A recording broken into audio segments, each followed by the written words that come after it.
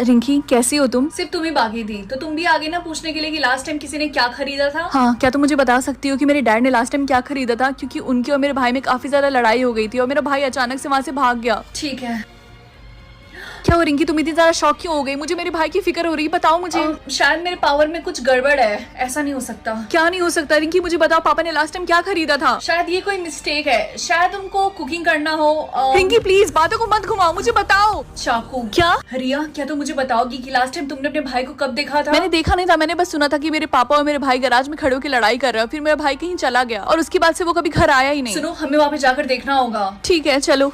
रिया, हमें ये दरवाजा खोलना होगा। नहीं रहने दो, मत खुलो, मुझे कुछ अजीब सा लग रहा है। शायद मैं ही कुछ ज्यादा ओवरथिंक कर रही हूँ। वो आ जाएगा घर हम वापस। बस एक बार देख लेंगे ना कि अंदर क्या है, हमारे मन को शांति मिल जाएगी। मुझे कुछ समझ में नहीं आ मैं रहा। दरवाजा खोल रही हूँ। 3, 2, 1। रिंकी, मेरे पापा के हाथ में ये बैग क्यों है? तुम दोनों यहाँ पे क्या कर